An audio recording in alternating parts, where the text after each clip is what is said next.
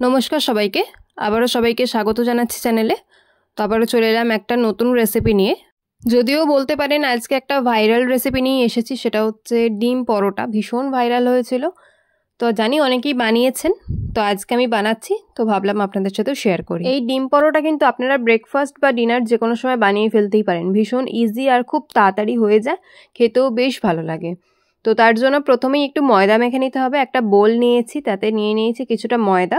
আপনারা আপনাদের পরিমাণ মতো ময়দা নিয়ে নেবেন।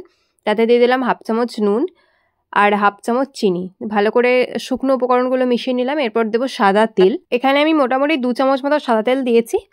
সাদা তেলটা দিয়ে ভালো করে 2 মিনিট মতো ময়ান দিয়ে নেব। তো একটু সময় নিয়ে এটা দিয়ে নেবেন ভালো করে, যাতে পরোটাটা খুব নরম হয়।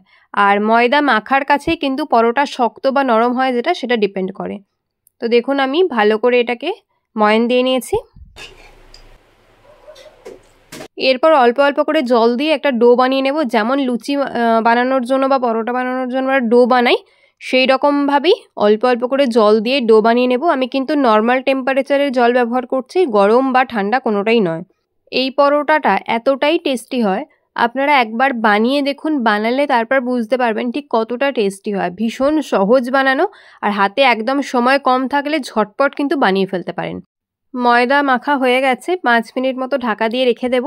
ঠিক ততক্ষণে একটা আমি থালা নিয়ে নিয়েছি, নিয়ে নেব একটা ডিম। তো প্রথমে আমি একটা ডিম নিচ্ছি, ডিমটা দিয়ে দিলাম। এরপর দেব লঙ্কা কুচি আর পেঁয়াজ কুচি। তো পেঁয়াজটা কিন্তু সরু সরু স্লাইস করে কোঁচাবেন না, একটু ছোট ছোট করে কুচিয়ে নেবেন। তো আমি যেরকমভাবে কুচিয়েছি এভাবে নেবেন। আমি পেঁয়াজটা একটু বেশি দিয়েছি, আপনারা চাইলে কমিয়ে দিতে পারেন। যদি কেউ পেঁয়াজ না দেন তো সেই ক্ষেত্রে পেঁয়াজটা স্কিপ করতে পারেন পুরোপুরি, শুধু লঙ্কা দিয়েও বানাতে পারেন।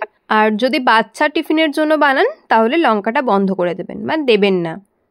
আমি আরও একটা ডিম দিয়ে দিলাম, একটু কম লাগছিল পরিমাণটা, তো আরও একটা ডিম দিয়ে দিলাম। দিয়ে সমস্ত কিছুকে ভালো করে গুলিয়ে নেব। আমি কিন্তু নুনও দিয়ে দিয়েছি একটু।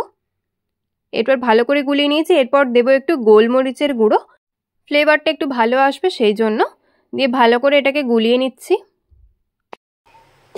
তো এরপর লেচিগুলো কেটে নেব। ময়দা যে মেখে রেখেছিলাম, ডো বানিয়ে রেখেছিলাম, তা থেকে লেচিগুলো কেটে নেব। তো একবার মেখে নিচ্ছি। ময়দাতে কিন্তু চিনিটা ভালো মতো গলে গেছে, তো ওপর থেকে দেখলেই বুঝতে পারবেন চিনি গলে গেছে। এরপর লেচিগুলো কেটে নিচ্ছি। খুব ছোট ছোট বা খুব বড় করবেন না, আমাদের যেমন রুটি হয় সেরকম লেচি করবেন। এইভাবে পরোটাটা বানালে বাচ্চাদের টিফিনেও দিতে পারবেন, আর নিজেদের জন্যও কিন্তু টিফিন বানিয়ে নিতে পারবেন খুব সহজে। বা কোনো সময় হয়তো ডিনারে খুব ঝটপট কিছু বানাবেন বা কিছু রান্না করতে ইচ্ছা করছে না, তাহলে কিন্তু খুব কম সময়ে এটা বানিয়ে নিতে পারেন। আর দেখুন কথা বলতে বলতে এদিকে আমার লেচিগুলো পাকিয়েও নেওয়া হয়ে গেছে। এরপর এগুলোকে বেলবো। তার জন্য আমি একটু তেল নিয়ে নিলাম, সাদা তেল। সাদা তেলে দিয়ে দিলাম একটা লেচি, দিয়ে এবার বেলে নেব। আমি এখানে রুটির মতো করেই বেলছি, গোল। তো আপনারা যদি চান ত্রিকোণভাবেও বেলে নিতে পারেন পরোটাটা। তো এখানে আমি গোল করেই বেলে নিচ্ছি। এই পরোটাটা কিন্তু আপনারা শুধুই খেতে পারবেন, কোনো কিছুর তরকারি বা কোনো কিছু সাইডের প্রয়োজন হবে না, সাইড ডিশের প্রয়োজন হবে না। আপনারা এটা শুধু মুখেই খেতে পারবেন, সঙ্গে একটু স্যালাড আর আচার থাকলেই কিন্তু এনাফ। দেখুন এখানে পরোটাগুলো আমার বেলে নেওয়া হয়ে গেছে। তো আমি একটা বেলে নিয়েছি, এরপর মা বেলছে পরোটাটা। এরপর আমি চাটু বসিয়ে দিয়েছি, চাটুতে দিয়েছি সাদা তেল। তো যেহেতু পরোটা ভাজবো সাদা তেলটা দিয়ে দিলাম। এরপর এই যে ডিমের গোলাটা বানিয়েছিলাম, তাতে ওই যে পরোটা বেলে নিলাম সেটা ভালো করে ডুবিয়ে নেব। দুদিকেই ভালো করে ডুবিয়ে নিচ্ছি। নিয়ে এরপর তেলেতে ছেড়ে দেবো। আমরা যে চাটুতে তেল দিয়েছিলাম সেই তেলেতে দিয়ে দিলাম। ওপর থেকে একটু পেঁয়াজ আর কাঁচা লঙ্কা দিয়ে দিচ্ছি ওপর থেকে, ডিমের গোলাটা দিয়ে দিলাম। দিয়ে এরপর উল্টে পাল্টে ভেজে নিতে হবে। ফ্লেমটাকে মিডিয়ামে রেখে উল্টে পাল্টে 2-3 মিনিট মতো সময় লাগবে। উল্টে পাল্টে ভেজে নিলেই কিন্তু একদম গরম গরম ডিম পরোটা আমাদের রেডি। ডিম পরোটা বানানোর অনেক রকম প্রসেস আছে, তো তার মধ্যে কিন্তু এটাও একটা। আমার মনে হয় ডিম পরোটা বানানোর সব থেকে ইজি প্রসেস হচ্ছে এটা। এর থেকে সহজ রেসিপি আর হতে পারে না। তো আমি উল্টে পাল্টে দেখুন ভেজে নিয়েছি, তুলে নিচ্ছি একটা।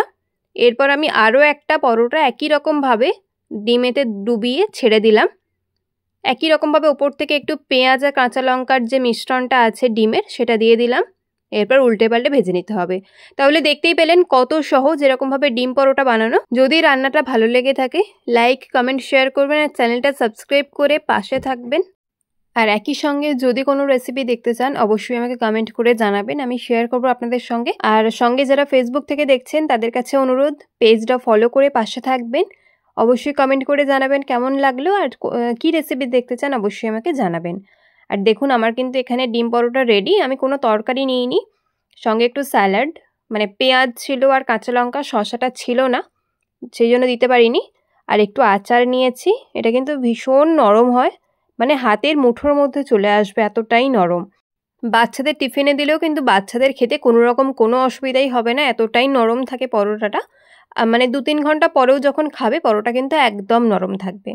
আর এটা এতটা নরম হয়, মানে আপনারা জাস্ট একবার না বানালে ধারণাই করতে পারবেন না কতটা সফট হয় পরোটাটা। তো দেখুন আমি একটা কেটে দেখিয়েও দিচ্ছি। তাহলে আজকের মতো এখানেই শেষ করছি, আবার দেখা হবে অন্য কোনো রেসিপির সঙ্গে। ভালো থাকবেন, সুস্থ থাকবেন, আর আজকের মতো টাটা।